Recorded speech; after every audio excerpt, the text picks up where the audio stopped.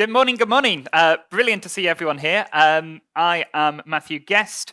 I'm the head of local and regional business engagement at the University of Central Lancashire, so just down the road from Blackpool. We have a fantastic session exploring change by design this morning with a couple of presentations from Central St Martin's and one from Durham University as well. I think it's going to give us a really good couple of insights. The way we're going to run, we're going to hear from each of our presenters first. We're then going to go through and have a bit of a panel discussion and give lots of time for questions towards the end of the session. My job's just to try and make sure that we run on time. The other thing I would like everyone to do, if they haven't done so, just for the first minute, turn to the person next to you or in front of you or behind you. Just say very quickly who you are and what you want to get out of the session. Go.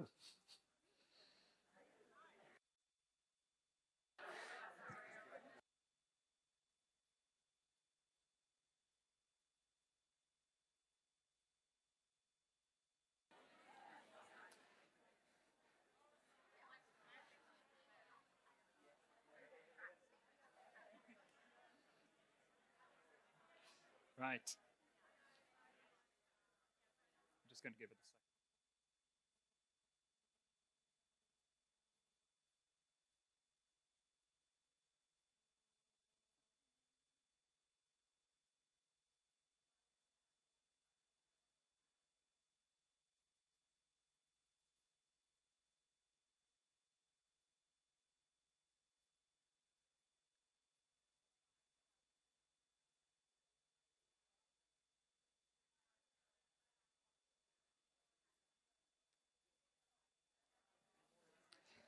Okay, and I'm going to jump straight in there, interrupting conversations as you're going.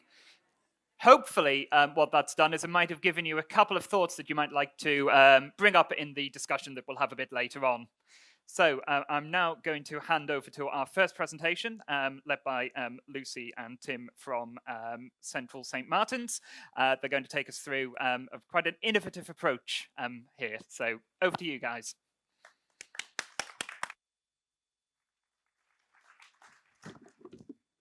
Okay. So I'm Lucy Alexander, and I work at Central St Martin's, University of the Arts, London.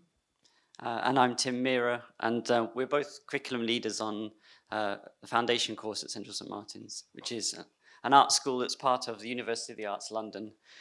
So this is made up of 6 arts and design colleges located across London. Our talk today focuses on a collaborative research practice called the Unlocked Room, which is based at the University of the Arts, London. And in 2022, we were invited by the Design Against Crime Research Lab to respond to emerging policy around prison education. And the idea was that together we would look at ways the university could partner with prisons and potentially transform them into places of rehabilitation, training and education, as the policy statement suggests. We were also responding to the UAL strategy with our work with HMP ISIS, which is a prison in southeast London, which is where the project was based. And we were particularly interested in enacting the strategy in terms of bringing a high quality art and design education to hard to reach groups, and also to realise meaningful change through creative endeavour. The first iteration of this work was funded by the college, by our Knowledge Exchange seed funding programme, and also by the Bromley Trust, a prison reform charity. The focus of this presentation is to share the approach we took over a period of 6 months and to demonstrate the potential in creating ambitious and meaningful interactions between a university and a prison. And we hope to illustrate how the visibility of a prototyping process, making our prototyping, our research take place visibly in public and through exhibition, itself can function as a powerful provocation with the potential to influence future policy. And in this, we embrace what Dunn and Raby talk about in terms of speculative design, where the project's value is not what it achieves or does, but what it is and how it makes people feel especially if it encourages people to question in an imaginative, troubling, and thoughtful way everydayness and how things could be different. So we repeatedly refer to the term prototype within this project, and we're really interested in thinking about how we can use the notion of the prototype in terms of thinking about how KE practice can inform policy. We think it has huge potential to make complex issues and ideas tangible and clear so they can be grappled with more widely. And we love this sort of declaration from Samir Bantal in his writing on Virgil Abloh, particularly drawn to his notions of the prototype offering liberation from a definitive end goal, and also the idea of it being a first attempt at compromise. And we really wove those sentiments and notions through all the work we did with the prison. If we think about the opening policy statement, what immediately struck us is the question, what might a prison university look like? And secondly, how can a prison cell become an art school? And it was immediately obvious to us that these are not questions to be explored in abstract. And we embrace what the artist William Kentridge talks about, a necessary stupidity. How can you take the literalness of that question and enact it and explore it tangibly? In our case, it was through the impulse to build it and to make a prototype of it that we could then work with our students to investigate the complexity of these ideas in a very real way.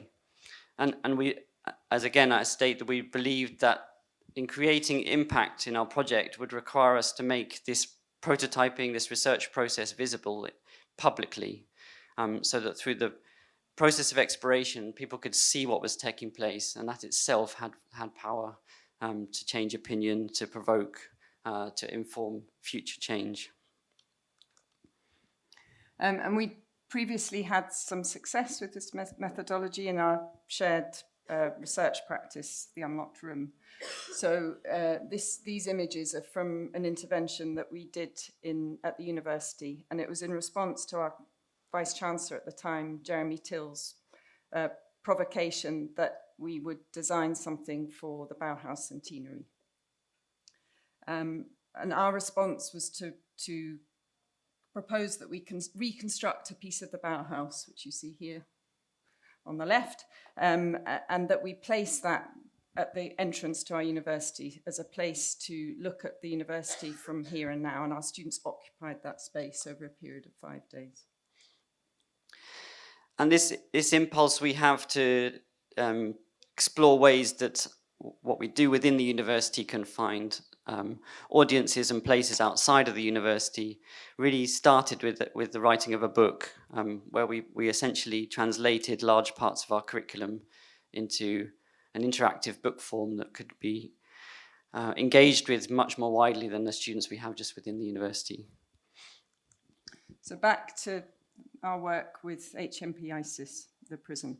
So with the situation we found at our partner prison gave us a set of very challenging parameters that we wanted to attempt to impact, and some of them are set out here.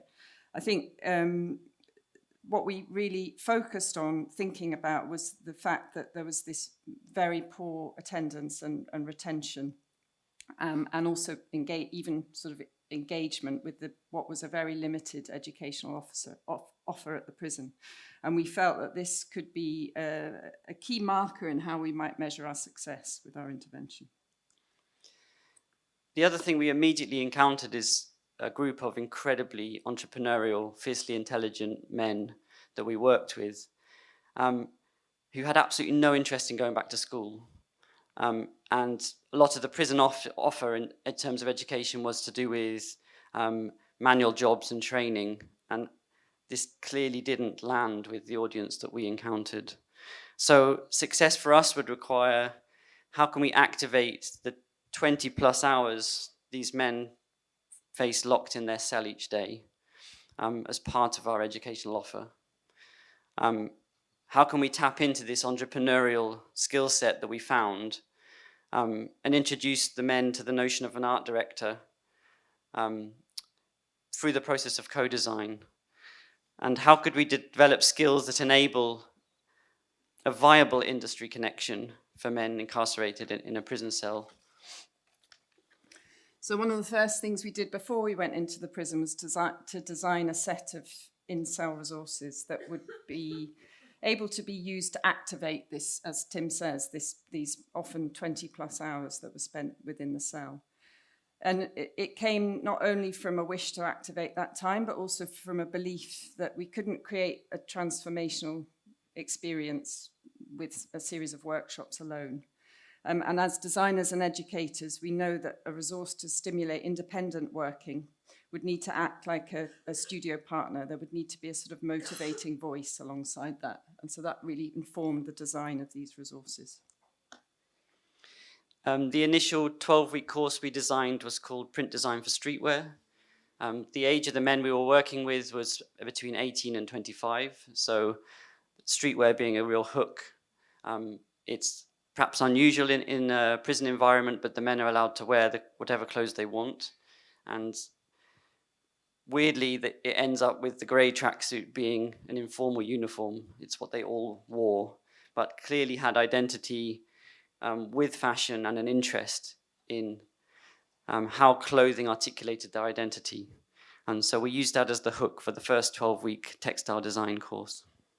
And we followed that course with another course that introduced them to processes of fashion design. So designing 3D forms for the body, drawing and scaling ideas through pattern cutting and draping on the body at full scale. And it also involved a series of co-design processes, again, with our students. And this notion of co-design was embedded throughout. And what we mean by that is how could we create meaningful collaborations between the men in the prison and our students back at the university, and that be a two-way dialogue. The project established quite a wide range of different collaborative forms across levels in the university and disciplines. So we worked with 30 foundation students, 10 BA textile design students, 4 BA fashion design students, 5 recent graduates, 10 academic staff, and 8 technical staff. So the sort of spread of the project across the university really tapped into different levels and different skill sets.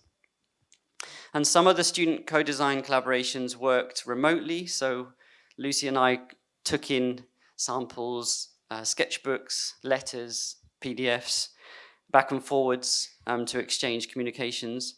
And some of the collaborations enabled us to actually take our students into the prison to work directly with the men. Okay, I think we probably have to speed up a bit as we go through, but we're just going to show you now a few slides that show some of the co-design outputs. So this was a collaboration between Kay and Angela, a foundation student, and they co-developed a set of characters that came out of Kay's drawings that he made in the workshops in an attempt to express the range of emotions he felt in the prison. All these prototypes we're showing, that the aim of it was about storytelling. So how can the men's lives and their experiences, their bodies, start to articulate the stories that they've experienced and start to give them visibility. So Teray here, he wanted something to give to his daughter when he next saw her at the family visit. So this collaboration he set up with one of our foundation illustration students was developing these embroidered badges that he was able to then give to his family on the visit. And this was Tony, who was in the prison, and Adela, who's a BA fashion design student at St. Martin's.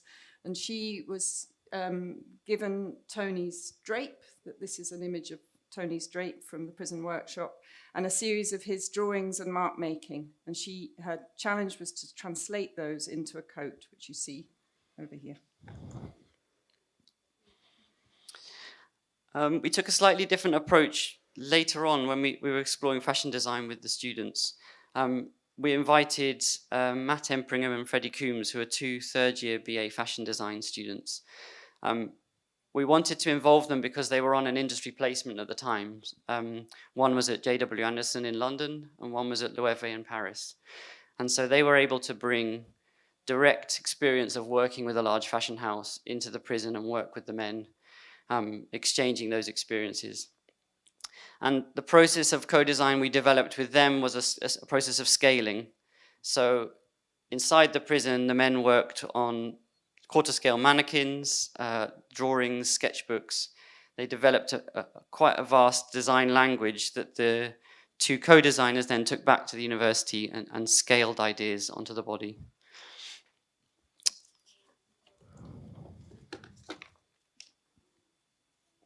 Yasser, who designed this tape dress in collaboration with Matt and Freddie, is a young man he's 21 and he's facing 17 years in prison.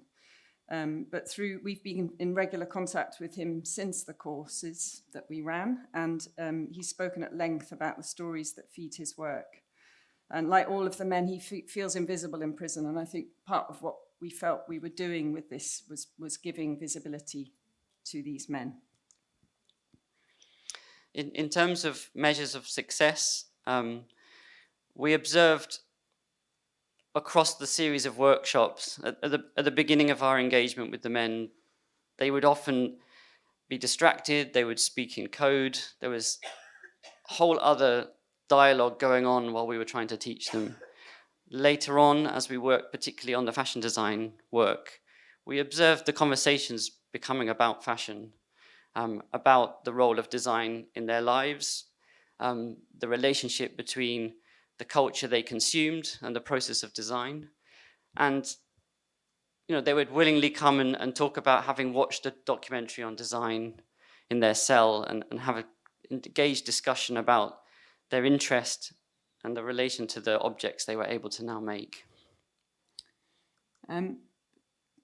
Back in the university, so we ran these courses and then we worked towards staging an exhibition of outcomes, and you've seen some of the images of that exhibition as we've talked.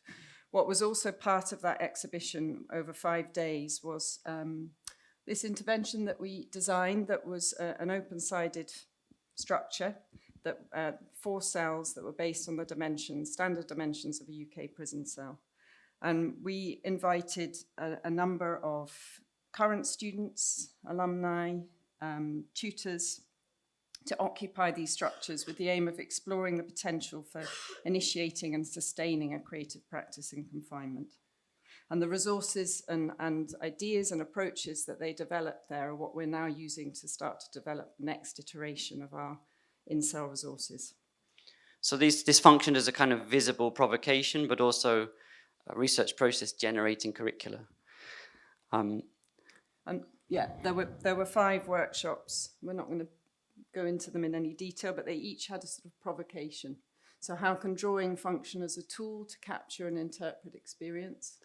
How can the body become a reference point for a sustained creative exploration in confinement? What approaches to writing might generate transformative narratives in confinement?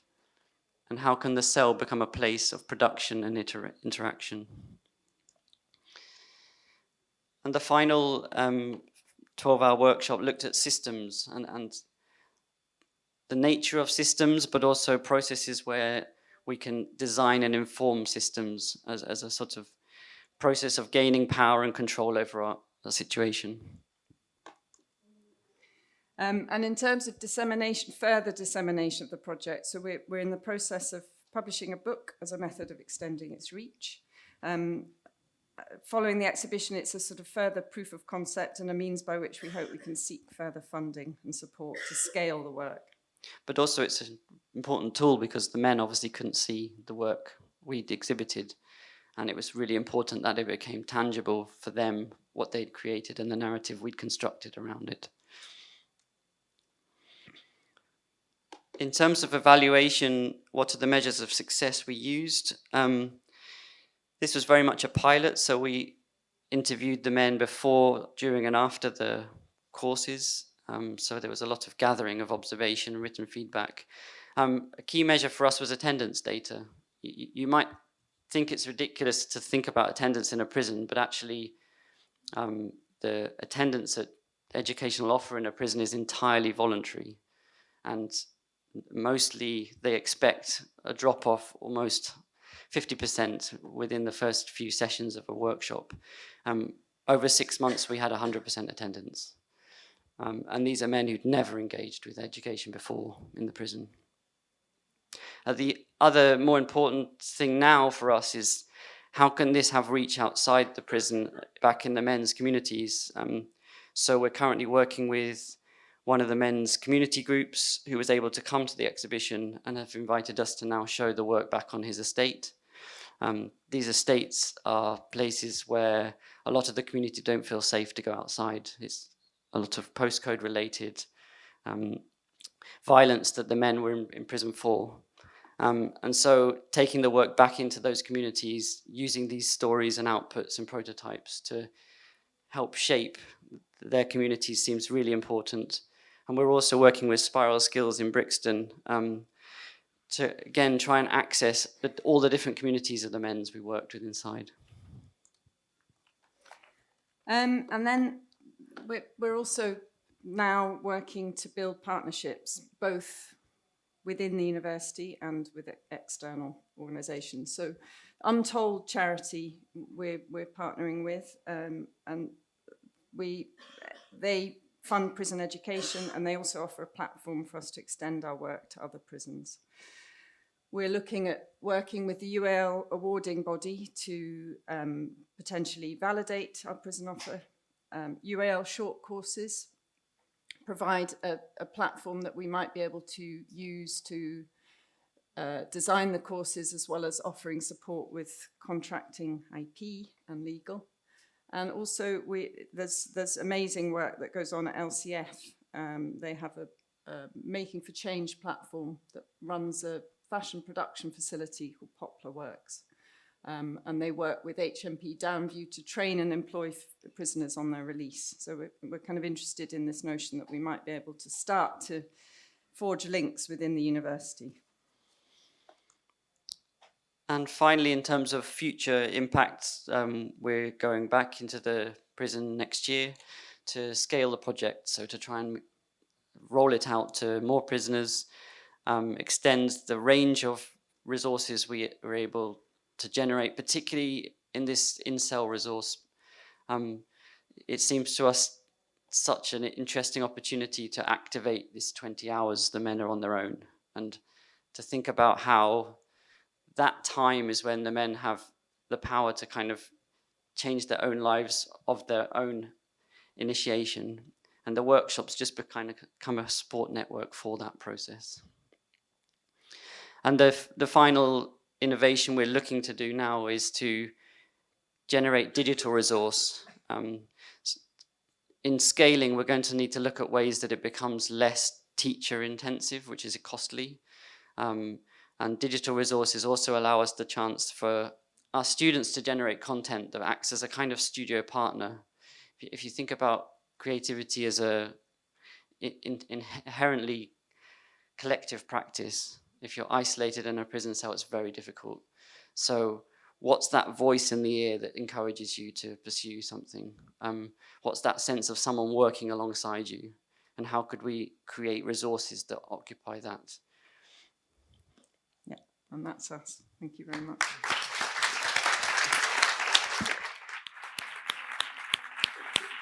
Brilliant. Thank you so much for that really insightful presentation. There'll be time to ask any questions when we've gone through all the presentations. So Lizzie, if you'd like to come up and offer us the insights from Durham. Thank you very much. Okay, I'm a bit concerned at following that absolutely amazing, inspiring project. So I'm sorry that mine is probably slightly less exciting, but hopefully still has some helpful takeaways for you. I'm going to be speaking about Creative Capital at Durham. This is the name of our programme that was designed to create culture change in relation to arts and humanities commercialisation.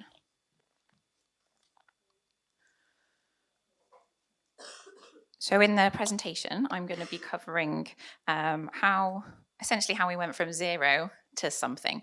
I'm not going to go into all of the background to shape commercialization and the barriers and challenges there in huge detail, as there's been other sessions around that, but I'm hoping to cover how we used a kind of design-focused approach to create a new process to help us achieve getting to something rather than having nothing.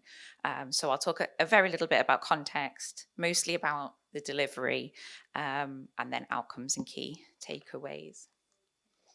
So just quickly on the context, these were kind of the kind of drivers that pushed this work forward. Mainly that's a UKRI priority area. We were kind of responding to a gap there that we weren't offering support for arts and humanities commercialisation. But it's also about articulating value in a different way for that work, and hopefully improving its sustainability and potentially income diversification, which we all know is the key thing at the moment in the sector. But the barriers that we were trying to overcome were around culture and around infrastructure. We have a brilliant tech transfer office at Durham and a really brilliant culture and infrastructure around STEM commercialisation, but that just was not transferred across to the SHAPE disciplines at all, and especially not to arts and humanities. So kind of, in short, that's what we were up against. That's what we were trying to overcome, was a lack of a pipeline and a lack of kind of those case studies to put there. This is what could happen. We didn't have that. So that's what essentially we were trying to create out of a void. So that's why we initiated this process. So this is basically what we did. We took the Design Council's Double Diamond framework, which probably a lot of you will have already come across. We applied it to this challenge of trying to surface and develop some commercialisation opportunities from our arts and humanities research. To do this, we engaged the help of Laura Bond, who would be up here also talking to me today if she wasn't currently in that room, talking about a fairly similar project that she also worked on recently. She's in demand and thoroughly recommend working with her if you're working in this kind of area. But myself and her jointly developed this project using the Double Diamond framework, and we use this because it's people-centered, it's idea-centered, it allows kind of creativity of thought. We try to avoid like a problem-oriented approach. We knew that we wanted to try and overcome barriers and challenges, but actually the academic participants that we worked with, this was about what could you possibly maybe be able to do, and how can your creativity unlock that through this design thinking.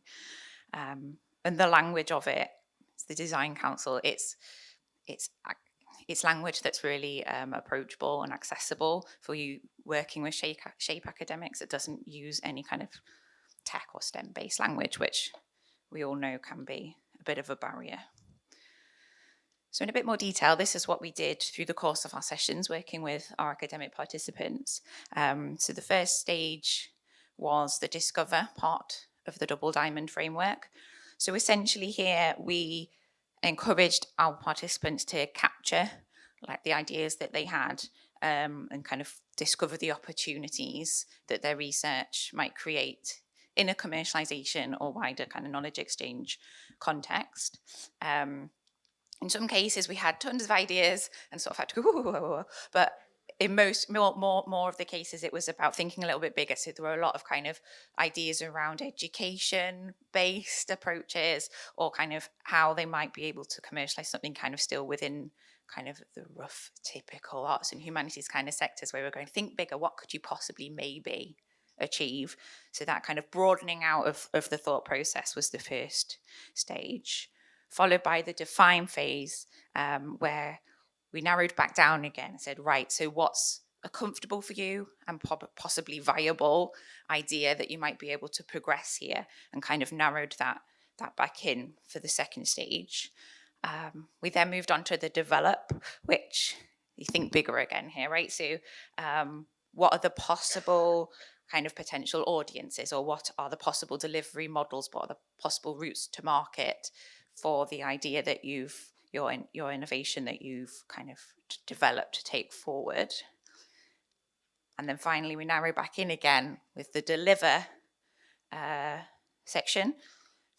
This is when we said, right, if you're going to take this out into the real world, what's a concrete next step that you're going to need to take, and essentially that's a proof of concept or a market validation for those in the kind of commercialization language world. But for our colleagues, it was about discussion and networking, and then thinking about how are you going to fund what is essentially a proof of concept. And I'm really delighted that all of our attendees left that final stage of the process with kind of a neat elevator pitch of, this is my idea, this is what I'm going to do next, and this is what help I might need to get there. So that's what we did. And then this is what came of it. So we had 4, what I'd like to say are really quite viable propositions that came out of this. And, that's a small number in the grand scheme of things, but when we had 0 arts and humanities commercialization opportunities before we did this, and now we have 4 that we're actively progressing and taking forward, actually, I think that's, for us, is a really big achievement. And hot off the press, we have 2 applications to Northern Accelerator, not just the one on the deadline for submitting the slides. We now have 2. We're waiting to hear. So Northern Accelerator is the northern kind of accelerator traditionally for STEM focused projects, but they're now opening out to also support SHAPE. So hopefully we might have success with that. And we've also got some other further next steps happening there. And I've got 2 kind of case studies that I like to sing about the success stories here. And if you don't mind indulging me, I will read you the 30-second elevator pitch from Alistair Brown. The VR Literature Library transports students out of their distracting classroom and into pages of literature. Use VR to see through the eyes of a character as they tread the boards in a Shakespeare play, or of a poet as they read their lines amid the environment that inspired them. We at VR Literature Library deliver an encounter with literature that has the feel and engagement of a game, but stimulates students to learn better. In a world saturated with entertainment options, interest in learning literature is certainly on the wane. However, VR Literature Library makes literature live again by enabling students to see the strangeness of words in ways that make experiential sense. They get better knowledge, better understanding, and ultimately better exam results. We show that literature is not some dead discipline, but part of our exciting digital future. I think that's pretty cool. That's pretty cool. So that's what we kind of directly achieved in terms of the projects that took part in our Creative Capital programme. But we also kind of learned a lot as well, more widely. We managed to shrink the culture and infrastructure barriers a little bit. We now have a process that supports capacity building for A&H commercialisation based on design thinking, based on a creative approach. And we have the culture there now that says this is something that we do, even if on a small scale, this now is a thing. So that's actually a really big step in culture change. What we have come up against is a new barrier, which is that of the money. So when we successfully now have 4 ventures, hopefully to take to market, we have to fund the proof of concept of those. And obviously that's not guaranteed, and there's not much money in the arts and humanities. So there's a few options that we're looking into here. Obviously we're doing Northern Accelerator applications, and we're looking at the ARC Accelerator programme. My dream is a internal SHAPE mini accelerator, or even a national SHAPE mini accelerator. We're going to hopefully fund that by HIFE, or possibly alumni donations. We're working with our alumni office to discuss this, and I think we're actually going to do a double diamond framework approach internally to look at what our next steps as a programme might be, because it's been so successful using that approach that we're actually going to hopefully use that to design like the next steps as well. So I'm not going to focus on the actual arts and humanities commercialisation outcomes too much, because as I say, there's been a lot about that this conference, though it is obviously pretty topical. But I put this graphic together for our senior leaders to show that it's about the impact, and that's how the creativity, the design thinking, being able to articulate value and sustainability of impact is what got our academics excited about this, what got them involved, and what I think led to all of these essentially disclosures, but ideas being put forward, and they're now really keen to take this on despite the time commitment involved. And we didn't talk about money, we didn't talk about it in terms of income diversification, and that learning was really valuable to us, and we fed it back strongly to our senior leadership. But I think more broadly, because not everybody here is going to be working in a commercialisation or even possibly, a shape arts and humanities context, but I hope these kind of key bullet points to end with might be something useful to take away, whatever your kind of relationship with knowledge exchanges. So practically, design thinking was a real enabler for us. So specifically here for our targeted intervention around shape commercialisation, and in terms of being able to build capacity for something in a new and creative way, and using the double diamond framework was such a workable tool, and it really, really generated ideas and helped our academics in a way that really opened their minds to some possibilities, whilst using kind of a proper framework that's well thought of but is suitable for the shape kind of disciplines. So if you need to start from scratch and get to a something from a nothing, I highly recommend thinking about using this as an approach. And finally, in terms of culture, as I said, framing commercialisation as a route to sustainable impact, rather than as something to do with income, it was the big learning for us from the subject. But embracing creativity of the mindset of our arts and humanities colleagues, to enable them to embed innovation and innovative creative thinking into the impact culture was the biggest takeaway for me, and we did that through design thinking. So I hope those key takeaways might be useful. We've got a really long way to go with this. We've, hopefully at least one of those 4 real tangible ideas will actually make it to market, and maybe I can come back in a couple of years and tell you all about how that went.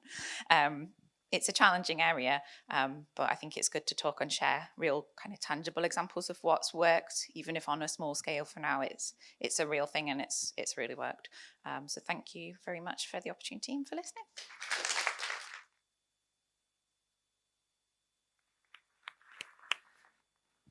Wonderful. Thank you so much, Lizzie. And I think you've all given us an awful lot to think about there as well. We're now going to move back to Central St. Martin's and pick up with Nick. Well, hello and good morning, everyone. It's really great to see a full room like this. Thanks for being here.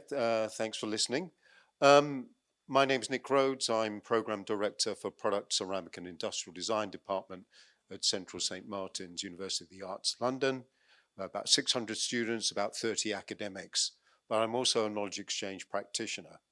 What I wanted to do is just to take you on a little journey that started off in one very, very particular place with one very specific set of agendas and has morphed into something which has really become a beast of its own. And this is very much about how we are interested to use design as a form of building relationships between people to the extent that it becomes a communication and a community platform. So this platform is called Design Transforms, and I'll explain how this came about. It started in 2017 when I took an exhibition of work from my department to the New York Design Festival. My objective at that point was very much about marketing, to diversify the range of international students who were coming to us. And the first instance, I was going there to try and gauge awareness of both our institution and the sorts of practices that we were taking part in. So it takes place in May, the New York Design Festival, and we were in a satellite exhibition, which was at a place called Industry City that you can see behind me, which is 6 million square foot of 1910 to 1920 built heavy industry space that was being repurposed. It's in a part of Brooklyn which is called Sunset Park. And I don't know if you've found this, but oftentimes I've been to places with rather bucolic names, tend to be anything but.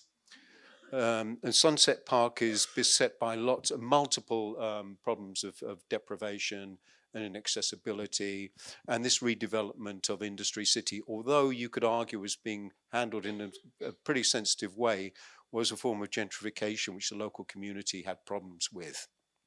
So that was the backdrop, which I wasn't fully aware of when we went the first time. We were operating in this multicolored building.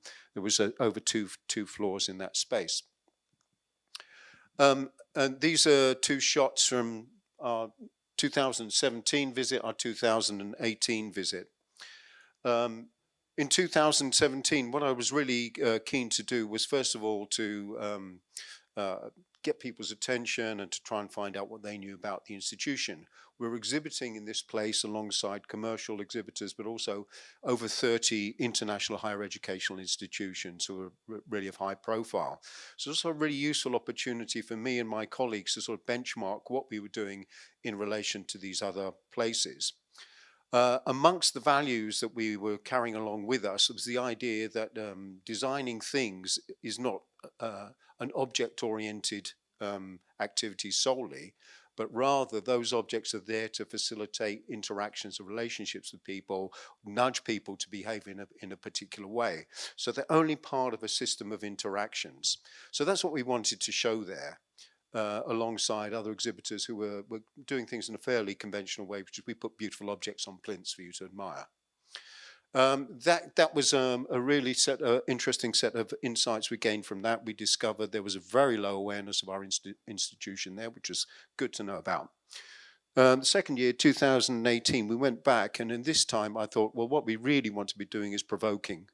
We want to have discussions about the meaning of this sort of work, and we want to make that very, very particular. So actually, in this case, we threw the work on the floor and up the wall, literally, and we engaged people that way.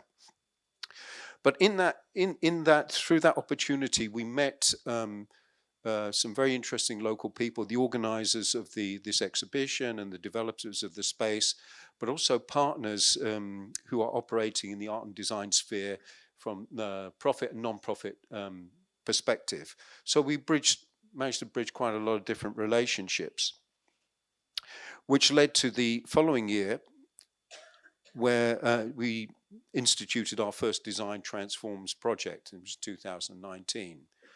The notion of transformation through design is one of the 6 pillars of a manifesto that we built collectively as an academic department when we first came together back in 2011, to say we have various different disciplines here. We have ceramics, we have jewelry, we have furniture, we have industrial design, we have product design. What are the things that we can coalesce around?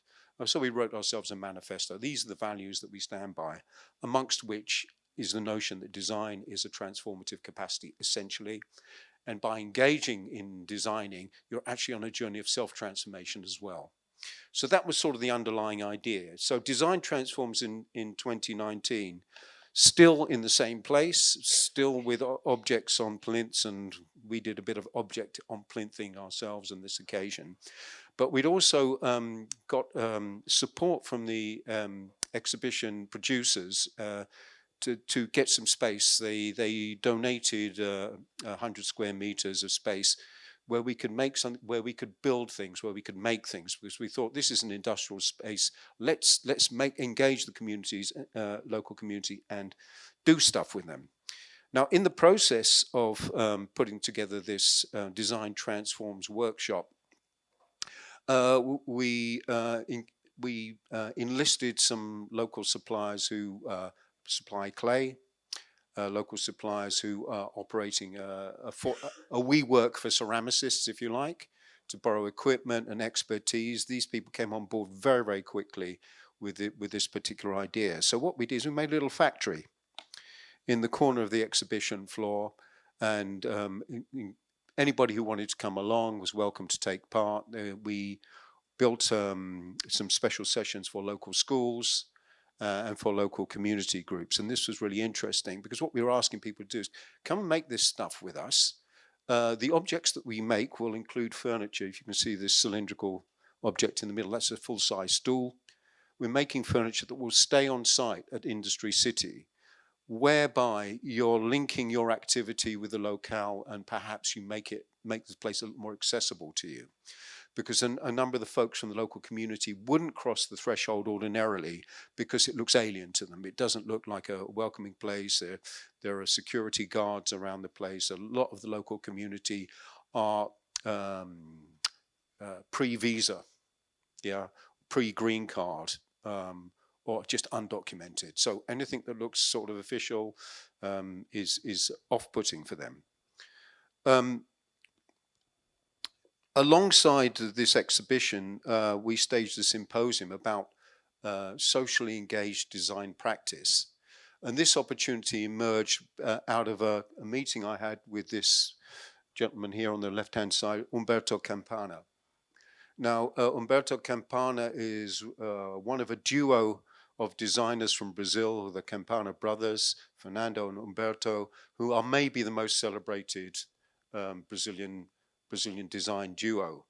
I met Umberto in Sao Paulo, where he presented some work of not just the studio, but a foundation called the Instituto Campana, which engages directly working with disadvantaged people in Brazil, in particular homeless people and recovering drug addicts, where Umberto would go and work and make things in clay with folks, help them develop their skills, self-esteem, the ability to storytell and produce their own work, and to sell it through the institute, the Campana Institute, which was a sort of seal of authenticity, if you like.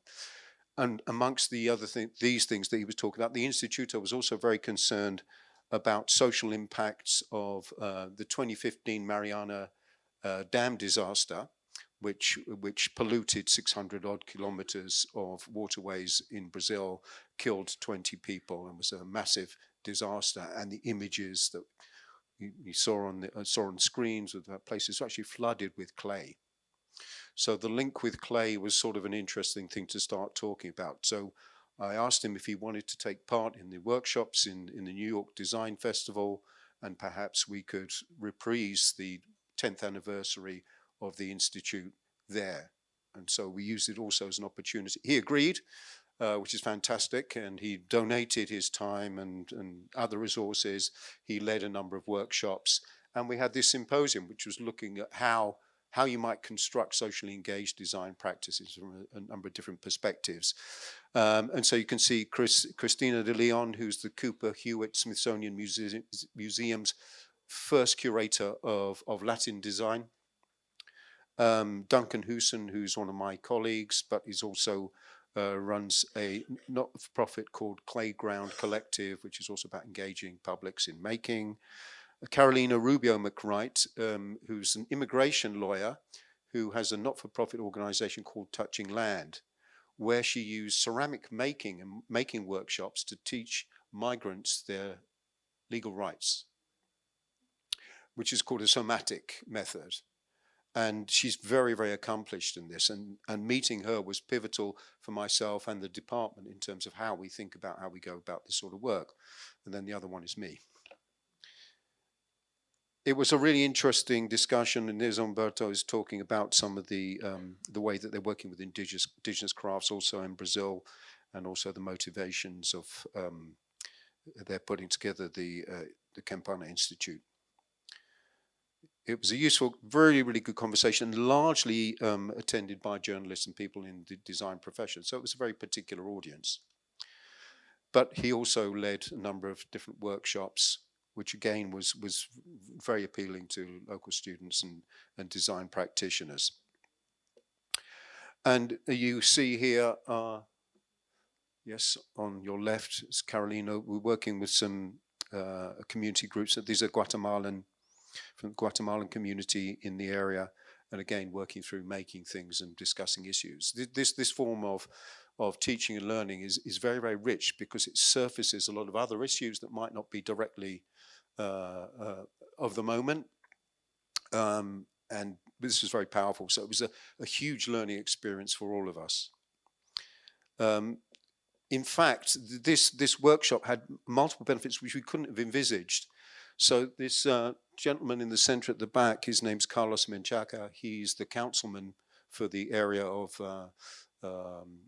Brooklyn and Red Hook. who has responsibility for implementing policy there.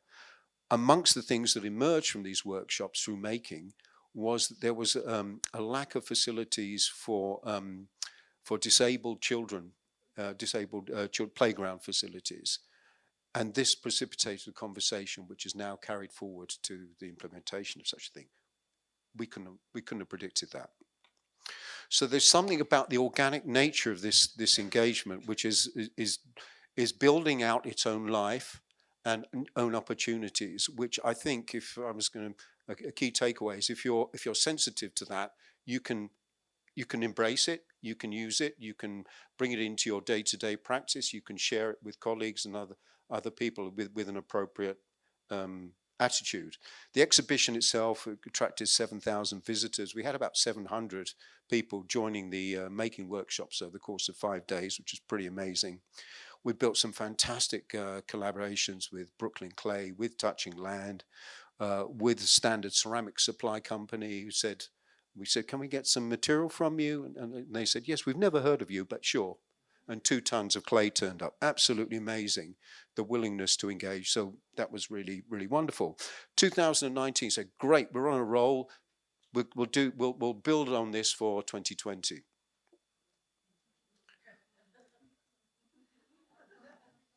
Yeah, so, well, what do we do? So we were all shut down by this. Obviously, there wasn't an exhibition running. You know, the idea of traveling was just completely out of the question.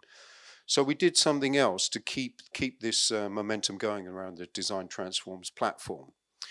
And what we did is we built a project which was called Design Transforms Matters of Care, where we're exploring caring feminist theory in terms of design and thinking about how that might be mobilized.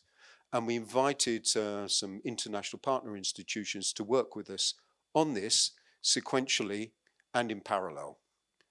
So the project itself was written by my colleague, Dr. Matt Malpass.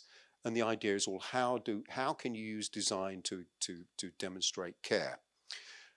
We ran this as a prototype in our industrial design master's program in the first instance, and then we handed the brief over and all of the content, lectures, recordings, references to the next institution to run in their own way, and for us to understand the morphing and the shaping, the development of that project through this handing over and this exchange between us. So the project itself was a project. It was sort of investigating itself as it ran. It had some very interesting propositions emerging. I can share links to some of these projects with you in future. But then we handed it over. This is a Miro board that we were using to just sort of see how things were going. This was a particular iteration with the Cologne International School of Design, KISD, who were working along with Aveiro in Portugal. So this was a live documentation. We were also working with Musashino Art University in Tokyo, where we held some joint tutorials and lecturing, which meant a 5 a.m. start. But that was really, really interesting. And as far as I'm aware, this is still rolling as a project. I've sort of lost contact with it, but the ball is doing its own thing. And this idea of developing a project or a platform, handing it over, allowing it to roam free in the world and see what emerges is really interesting. So then in 2022, we are back in person and we returned once more to the New York Design Festival. We weren't sure about doing it, but the owners of Industry City said, listen, we can give you a little bit more space. Would you be interested? And we can do some more community engagement. So we discussed with Touching Land, and they gave us a bit, and we said, okay, let's do that. We've got a bit of funding. The first issue was it wasn't a little bit more space. It was the whole space. So that in itself was a bit of a challenge. But what we decided we wanted to look at was the notion of borders, divisions between people and geographical divisions, because a very, very live conversation still in the US. And of course, it's live for us here.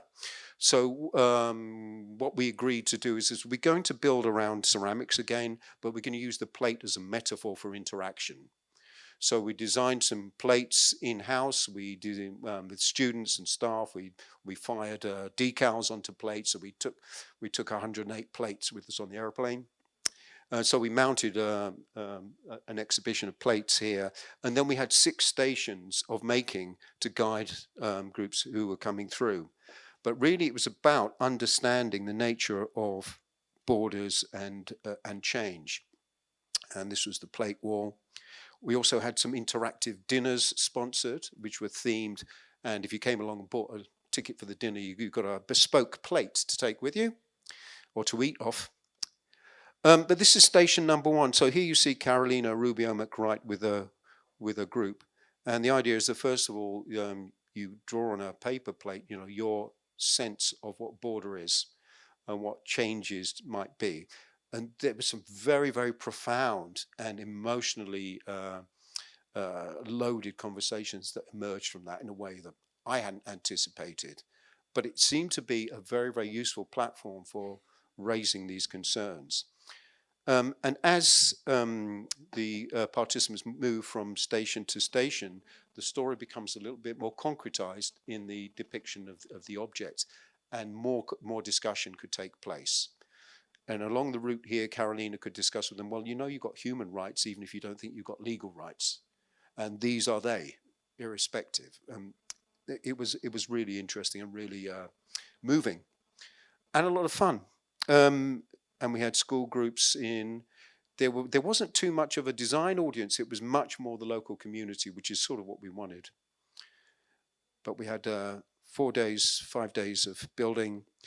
The idea, and we were building up this single installation of these multiple plates. No one was taking stuff home with them. We were building things up together. And amongst our new network, we started working with a group which Zareth Pineda, who maps territories. She's an architect. She started mapping the incidence of COVID across New York, and guess what? Where the highest prevalence are, you could see it. So data visualization as a means of surfacing this sort of information, really useful. So she designed and built this info wall, which invited people to say, well, where have you come from? Where have you gone to? What has been your route there, and what have been the drivers? And this literal red thread was sort of what people were using. So over the course of the 5 days, we developed a really interesting set of insights and an unusual way of doing data visualization. We had some symposia alongside with some super interesting speakers on the idea of design transforming place, people, things, and each was themed slightly differently. So after that, we returned to New York the following year with a slightly different mission. We went into the center of Manhattan to join the most commercial of commercial exhibitions, which was a bit challenging because this was not the sort of space. We weren't sure we were going to be able to have the sort of conversations that we wanted to with people. Nonetheless, we did go. And we took a sort of capsule collection of projects, primarily socially oriented or sustainability oriented, gave us the opportunity to talk to students, commercial partners, looking for KE opportunities as well. So that was great, almost there. And then finally in 2023, we ran another version of Design Transforms Borders. 3 of my colleagues went to the US-Mexican border to spend time with people migrating from one side to the other to discover what we could do that might be of use. Now, people in that condition, they have nothing. What they particularly don't have any accoutrements that they can use, just what they're traveling with, and very little joy.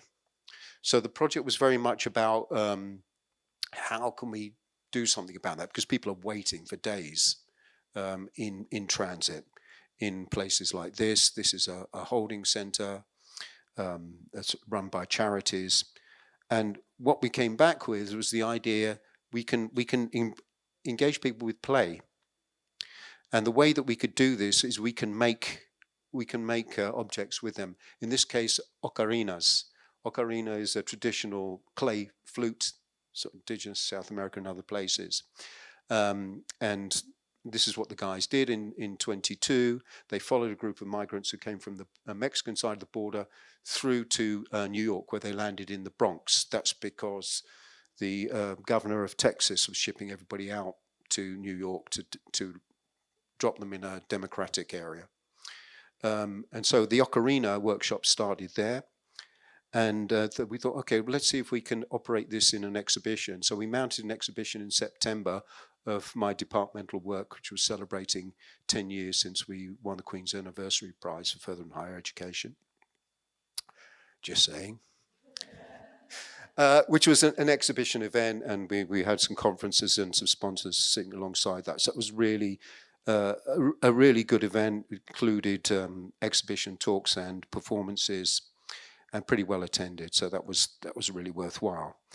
But the Transforms Borders part took place in the evening of the private viewing, about 6 o'clock.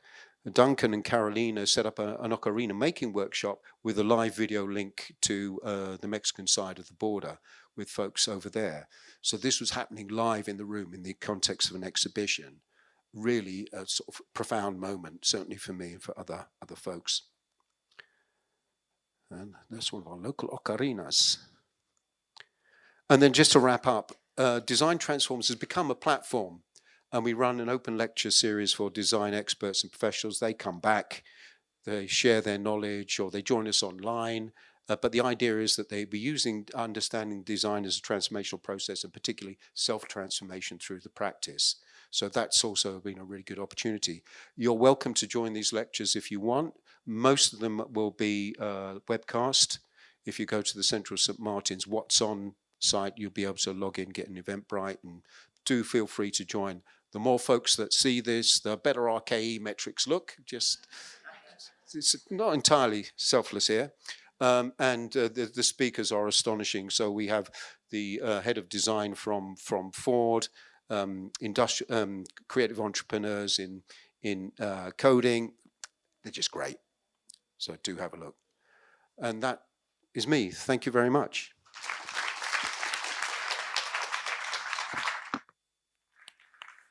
Right. Brilliant. Thank you so much, Nick. I think that's a really great overview of a way a project's developed. We've only actually got a couple of minutes or so left for questions now.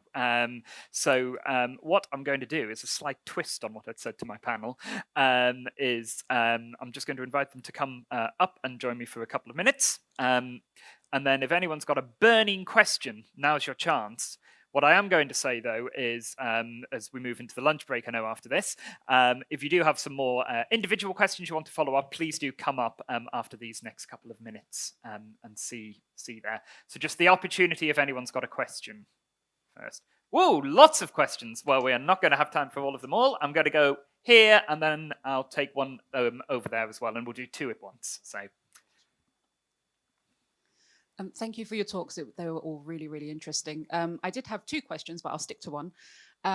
With all of your projects, looking back and with the learning that you now have, is there anything you do differently next time? Great question. And I'll just grab the other one that's up the back there, and we'll do both of these at once. I was actually specifically for Durham about whether the academics that came into the design thinking workshops, the Double Diamond approach, were self-selecting, or how you got them to turn up, basically. Great, thank you. Maybe Lizzie, if you'd like to come in on that first. Oh yeah, there's the microphone, and then Lucy and Tim, if you'd like to start with the other one after that. Yeah, so I can just answer that really quickly in saying, essentially, yes, no one was forced to take part. We tapped a few people on the shoulder who we thought might be more likely to be interested.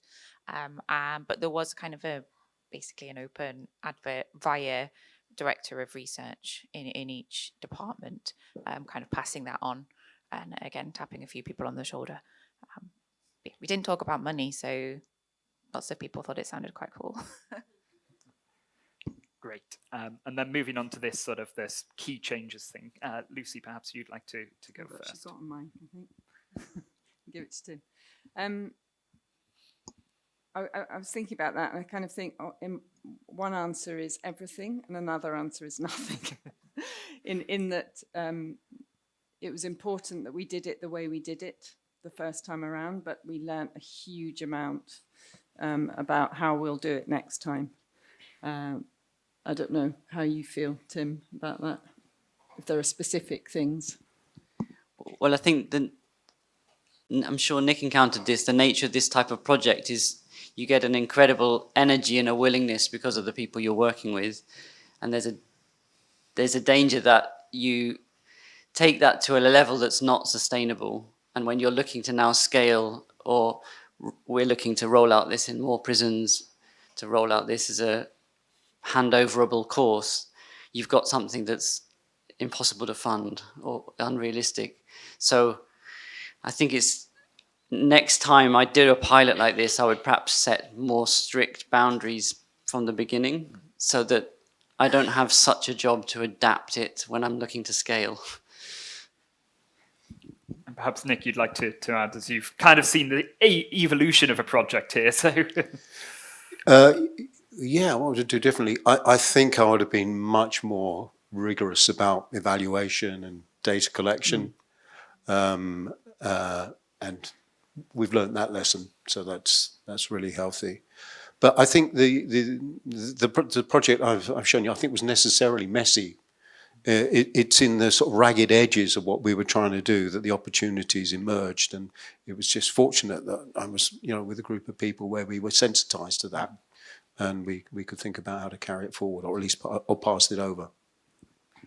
anything you'd like to add, Lizzie, on that? We can do, well, let's see, though. I think I saw one more question. Okay, I'll come over here. There, thank you. Thanks very much. I've got two questions for Lucy and Tim first. Your in-cell resources, at which point in the process were those handed over? I was just interested to see how, if that was sort of halfway through or right at the beginning, what level of engagement you had to get before you gave them something to play with, as it were. It was the first thing we did. Okay, so that's interesting. The first time we met the men, we handed the packs to them. Okay. And it was a sort of, I mean, firstly, we put a lot of effort into the pack itself being desirable, the quality of materials being high. So there was a sense that this was a commitment to them we offered from the beginning. Yeah. But we also explained that if any kind of design was going to work, they would have to do the work on their own. So we actually didn't expect them to have any kind of success with the sketchbook practice in their cells. And it was amazing to see they would bring these packs every session, and they worked through the prompts religiously and wanted feedback. And that was nothing, we kind of did it because we thought it was necessary, but we didn't expect engagement with it. But it was right up front that we did that process. And it kind of taught us, I think we did it instinctively as a way to prepare, but we learned a lot of things from them and how they interacted with it. And also what was really surprising were things like they would, as Tim said, bring the packs to each session, and we hadn't actually even instructed them to do that. And then they would ask to share what they'd done with the rest of the group. So it was really interesting to see those behaviours kind of emerge where there was this group forming. So that it did many more things than we anticipated. Really interesting. I know, yeah, my other question is around KE metrics and placemaking in the context of what you were doing, Nick, but I know we've got no time. Yeah, we'll probably run out, but I'd encourage you, please do come up afterwards. If we can just give a final round of applause to our fantastic speakers.